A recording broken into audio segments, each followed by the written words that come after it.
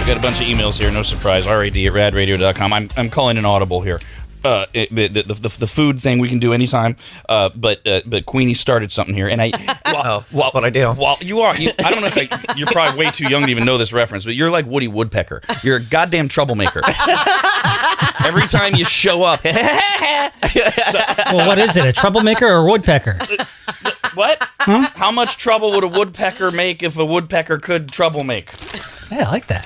So we're talking about the Queenie cast, the new one, and it's on the subject of consent. And as we're talking, it's just such a compelling topic that can go forever. And sure enough, the emails are coming in, rad at radradio.com. Let's hear them. Phone number is 888-989-9811. Brandon, I'm curious, as a guy 15 years younger than me, where do you fall on, like, this whole conversation makes me so icky and so glad to be married.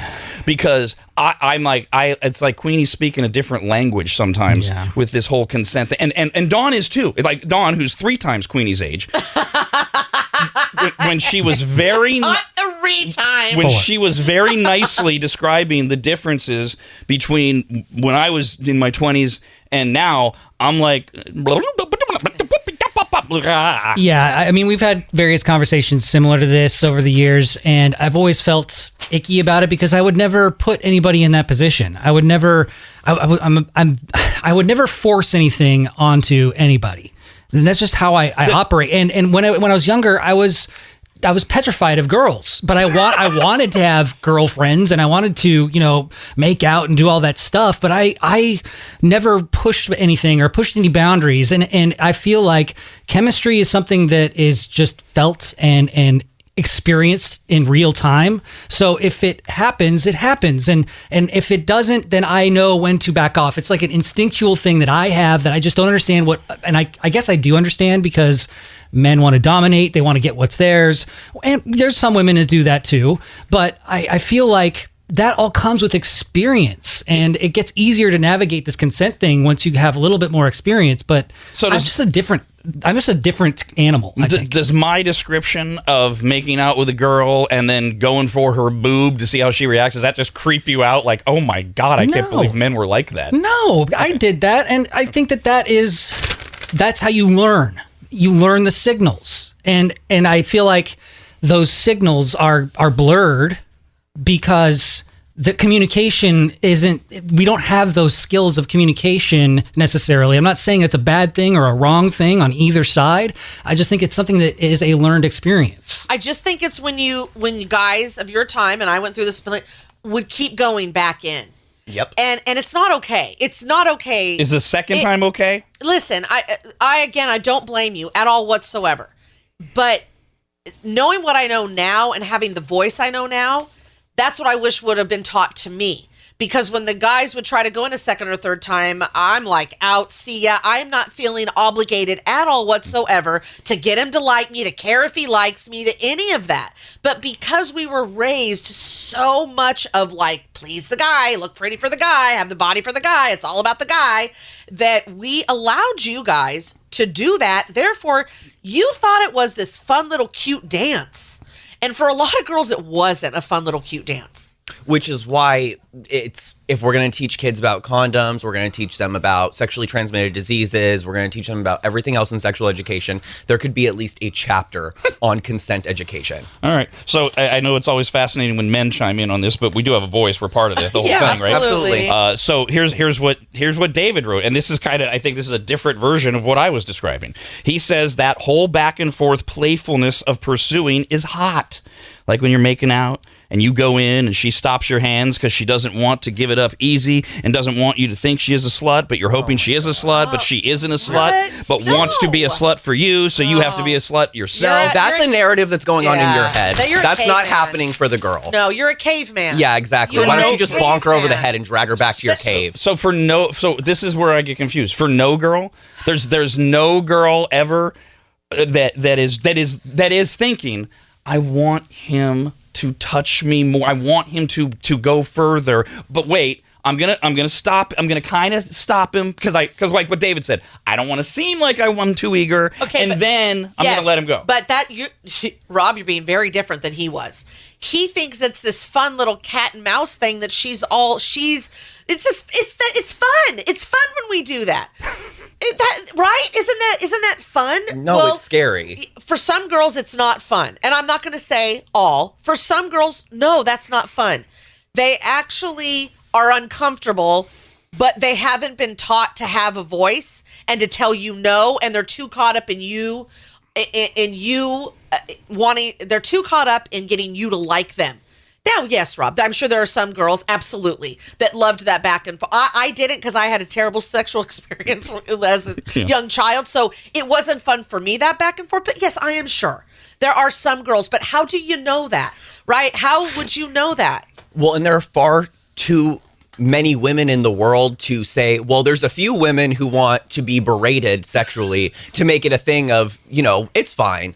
So is the answer to Dawn's question what you were alluding to? The way that we know that is we just have to have a blatant conversation in the beginning of the relationship about how sexual you are? It doesn't even have to be a conversation. It's as simple as, is this cool? Are you fine with doing more? Say it in a sexy way. Bite your lip. Rub your stomach and jump on one foot if that's hot to you. But just a couple words to indicate to keep going or to not. Because I can think of a few different times where I've been like, oh, no, and it's also on us, too, because we have to be clear. I can think of so many times where I've been like, oh, I don't know if I want to do this. And in my mind, I'm like, please stop.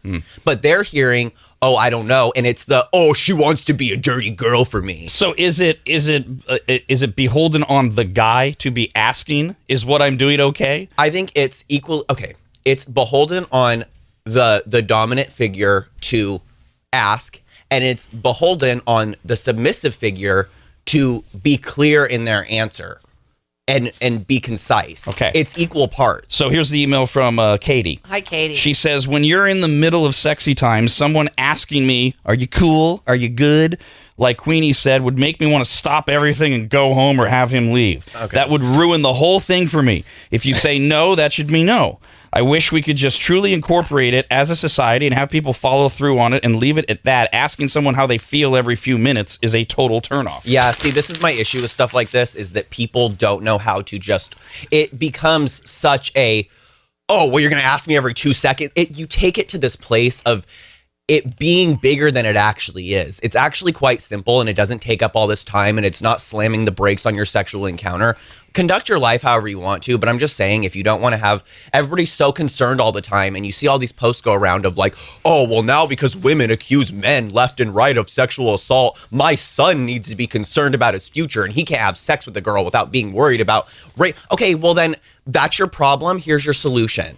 I don't get what the hang up is. Well, and I think that like Brandon really alluded to a lot of it in the sense of like, he can pick up on it because of his experience. He knows if someone's into it or not, and he's just not going to want to even have sex with you if you're not into it.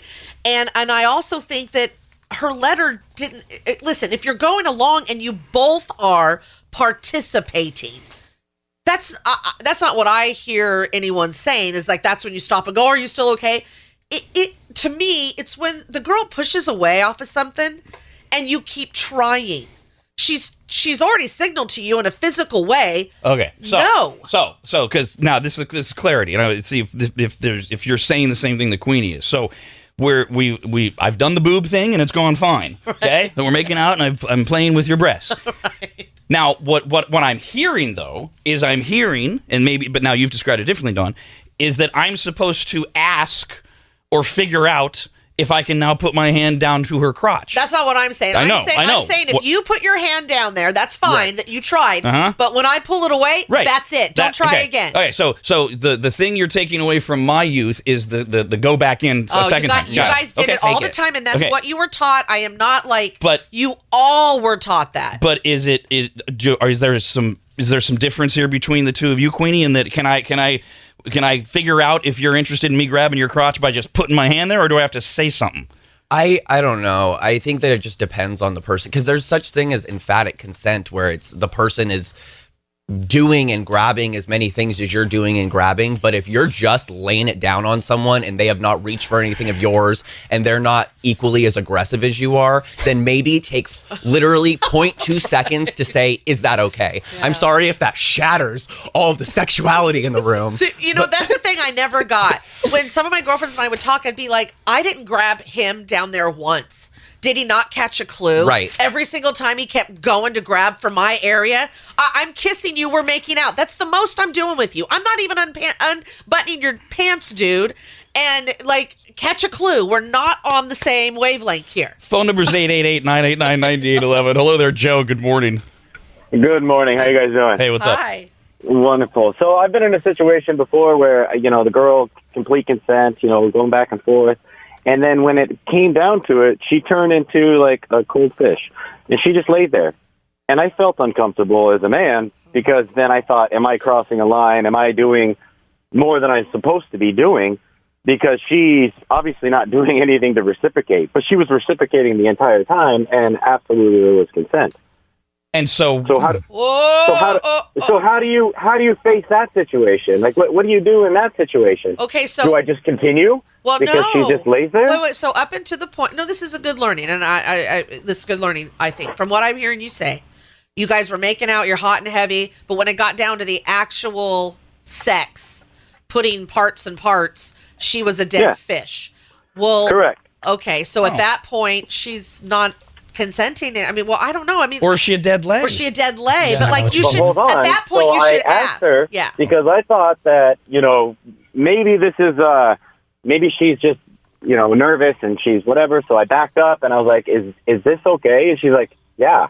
Oh, I was dumb. So she's terrible in bed. So perfectly executed. That's it. He gets a 10 for that. He did it right. That's it. Yeah, she just doesn't know how to have sex. And there's no solution, because you were talking, Queenie, about that you women, you play a role in your voice. There's no solution to if that dead fish actually does have the same horrific thoughts in her mind that Dawn was talking about of, I don't really want to do this, but she says yes, there's no it's solution. Out of your hands. It's out of your hands. But you've done everything on your end. All right.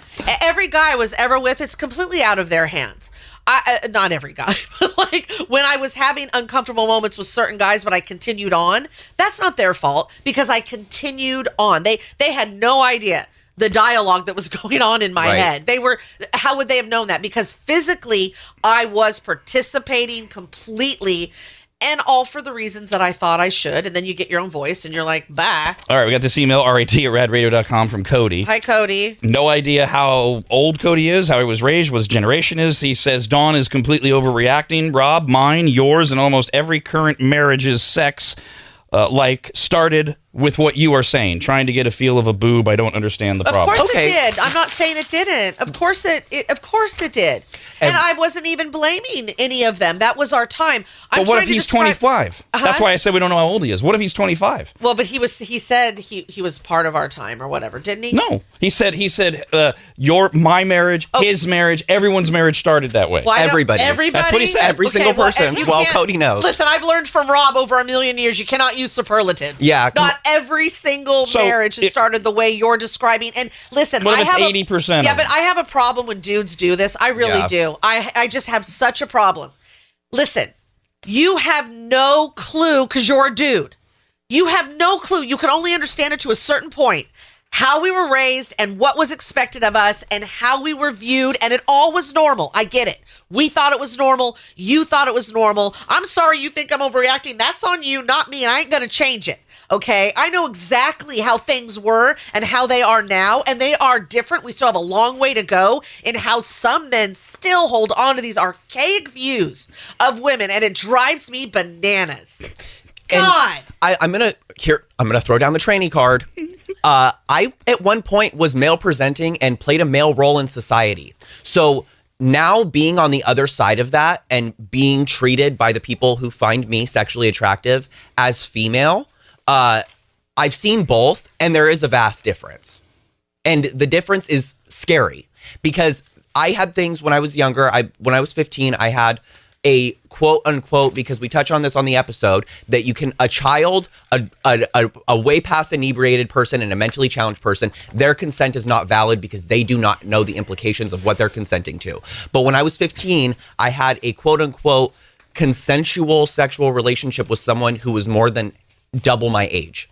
And even then, in those experiences, as now as a 24-year-old woman, my scary close call sexual experiences have been 10 times more intense and dominating than anything of that nature, even as a young kid. You alluded to one thing that comes up a lot, especially when kids are going to college and the world is normal. What about when both of you are highly inebriated? It's one thing when somebody's buzzed or sober and the woman, we'll use the classic example, is clearly too drunk to consent. Right. I understand all the problems with that. But what about when you're both wasted and the girl wakes up the next morning and cries rape and he's like, wait a minute, I barely remember what happened. That's such a gray area to me, and I think that also comes with a better education of consent and giving people the tools to understand what is what. However, I'm just going to put it out there. This whole, the girl wakes up the next day and now it's rape is few and far between, and we have to stop pretending like it's this giant portion of accusers. Hello there, Andrew. Good morning.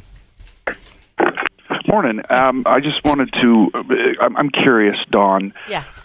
You kind of explained this, but who did the teaching? Nobody sat me down and said, hey, you got to reach a little farther, and when she pushes your hand away, you got to try again. Right. Who did that teaching? Society. Nobody taught me. Hun, society. You were already born into it. It was already there. It was already there. It was already how it was. I'm not like literally... some people. That's okay. It's how your brain operates. It's fine. I just find that fascinating. It's society. It's not a little condescension. It's not like somebody sat down with you with a book or your father when you had the sex talk said, "Now, son, this is what you do." This is how it was all around you in movies and books and just how we all were treated in society. Let me put it in man language, since it's a man that doesn't understand. Yeah, please. It's not that we were taught this way. It's that we weren't taught there's another way. Yeah. Because as men, it was instinctual to us. Yes. And it still is instinctual to us. Of course. To do this. We were just never told there was anything wrong with it. And if it was discussed, we were told, well, that just means she wants you to try harder. Right. That's where the teaching came in. And that was by friends or older brothers, things like that. Okay, so now that people are trying to pass on the information and give people the opposite, why is there the resistance? You're like, we were never taught there was another way. Yes, that's absolutely valid and so true, and I completely validate that. But now it feels like those same people who claim that are resistant against the education about consent that's coming out now. Part of it, obviously, is people don't like change. Part of it is what you alluded to of when we get into discussions about anything, everybody snaps into the most extreme corner. Exactly. Yeah. And they start screaming, you're ruining sex relationships, you're making it unromantic. And part of it, too, is that people forget that none of this has to affect their life. Yeah. You can find... Look, it sounds terrifying to be single as a man. You can still find like-minded people, of course. Yes. And there. Look, I think back to Brandon's point. I'm being a little facetious with some of the questions that I'm asking. In that first date, you're going to figure out a lot about this person and where their head's at in terms of how they view the world and what kind of things they are or aren't into, where their boundaries are, and you're going to be able to get a pretty good feeling of, are we on the same page? Yeah. Right. Sure. And you're going to have a better idea of whether or not we're going to pursue these things. I'm not trying to be a grandma here, but in a way I am. This is why when any kid that's in our family talks to me about sex, this is why I'm not so much for the one night stands until you know you have a voice. Right. If you have a voice and you're strong and confident in yourself, and this starts going somewhere, and you've decided no in your mind, but you don't have the voice to say it, you end up having those one night stands. And this is why I promote get to know them. You don't have sex right away. See if you're even comfortable with this person and that you like this person, you're on the same page with things. Because otherwise you're going to find yourself if you, as a girl, all I can do, you hope the boy isn't going to then keep going and go overboard and not listen to your cues. But is it inappropriate of me to boo? Boo. Well, boo that. Well, listen, no, I'm not against. Listen, Do I want to hear about any kid in our life having a one-night stand? No. However, I know they exist.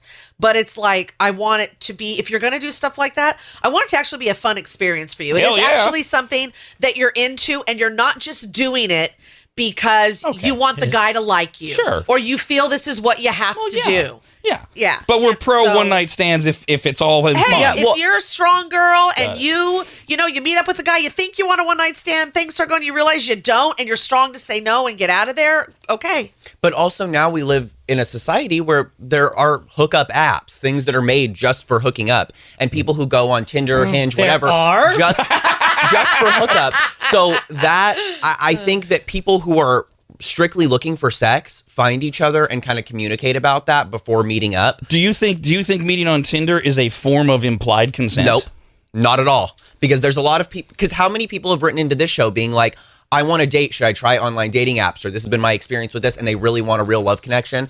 It's 50-50. That's why you actually have to be honest instead of telling girls like that you like them so much, and then they come to hang out with you, you go on a date, and they think they're going back to your house to play video games, and the next thing you know, you're having a guy shove his hands up your skirt repeatedly, and you're asking him to stop. Not speaking from personal experience. Hello, Rebecca. Good morning. Yes, good morning. I just wanted to say, I think you guys are missing the point of exactly how sexy consent can be. I mean, when you're in the process of doing things and you're making out and he goes to put his hand on your no-no spot and he whispers in your ear, do you want this? And then you say yes, and he goes, do you really want this? And then to the point where you're almost begging for it, that can be the hottest, sexiest, most beautiful thing in the world. Sure. Yes, she gets it. I think the problem is that it's not, the way I'm hearing what you guys are saying, it's not the women who need to get it. It's the guys who need to understand the seduction. I mean, that does sound like a very sexy way to address the consent issue. And I'm with you. Thank God we're not single out there. But if I, back when I was, I'm not even, you didn't even have to ask. If you put your hand there and I don't pull it away, it means I'm okay. Right. It means I'm fine with it. Keep going. It's when they pull it away or say the word no. Stop. A few emails here to wrap this up. RAD@radradio.com. This is from Jason. Hi, Jason. Says, I'm a nice guy, respectful of women. I'm single now, and this conversation with Queenie is making me never want to date again. Well, that's on you. Lest some women scream rape because I'm flirting with her. It's quite frustrating. God. You are the problem. That's you. You're the problem, and you shouldn't date because you're giving everybody a great service by not putting yourself in the dating field. Absurd. This is so fascinating. With her. She's gonna call rape. That's such. Oh my God. Go nuclear with it. This is a guy-girl thing because I totally understand how guys are hearing that. Because they want to. It's a choice. Well, and here's the other thing I'm going to say, and I because I don't want to say you, Rob. I want to say in general, men, they want women to be how they want women to be. Exactly. Quit trying to change and have a voice and tell me what I can and can't do. Now I'm just not going to ever date again. Right, because women don't try to change men constantly in different ways. Right, well, I'm talking about in this particular people area. People are always wanting to change other people. Fair enough, but in this particular area, it's almost like, can't we go back to the good old days when you guys would shut up? Just took it. Mm-hmm. I don't think. See, now you guys are adding your narrative. Yeah, it's our time. That is not what guys are saying. It is. It's not. This is from Jared. Now here's Jared's story. The guy, the last guy he's terrified of dating, right? Yeah. Jared says, I was 22. I brought a girl home from the bar. After 15 minutes of making out, I slowed down and asked the girl if she wanted to go further, and she said, if you have to ask, the answer is no, and she left. There you go. That's not cool of her. Because there are those girls. There are. You know what? I'm so. She's it. a bitch, and I'm sorry she did that. I really am. She could have playfully been like, oh, I get it. I understand. Yeah, let's go get it on. I mean, like, she could have turned that around, and she was a bitch, and I'm sorry. I think that we're all hearing something different from that, because what I heard from that was that she took an opportunity to be like, you know what? No. And maybe she was a bitch about it, but that's probably just her personality. But I think she said if you have to ask, right? If you have to ask, then the answer is no. Well, maybe she was saying if you have to ask, the answer is no, because she was acting or giving, nonverbal cues of I'm uncomfortable. You're right. Maybe that's it. Yeah. And this is where it's so goddamn confusing. What if I will grant you it could be that. What if it's the other girl that we were describing before? Yeah. She wants a man. She's old school. She's living in the whatever decade you want to make it, the 50s.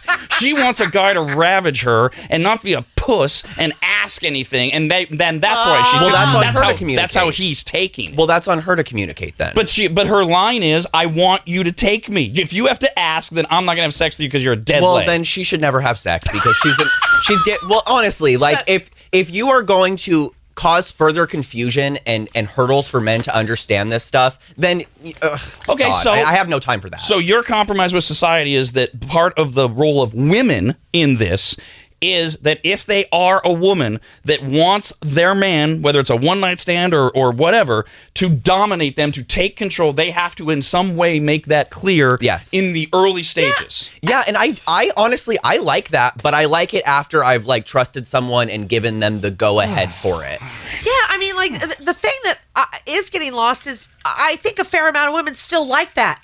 To be I still like a man. I like a typical man. But I also like a typical man that understands women have made plenty of advancements. Right. But we still, of course, there are plenty of women still like to be ravaged. We're not saying that now you have to ask every single step of the way and there's no more flirting and that's not what we're saying. And that's why I think it was important to get so overt because, again, genders hear things differently and a lot of men are hearing you say that even though you're thinking, I'm not literally saying that. Right. Men are like, yeah, this is what they're doing. Plus, it's sexier to know that all of the like dominance and the aggression is happening and it's not real or an actual threat. That's sexy. I can enjoy this dominance and I can enjoy how aggressive you're being, but I know that if something happens where I want you or need you to stop, that you will. That's sexy. Because you have got the trust in that person. And that's why you should get to know people before you go to bed with them. You have caused more than enough trouble for today. Brand new Queenie cast on the issue of consent is posted at radradio.com.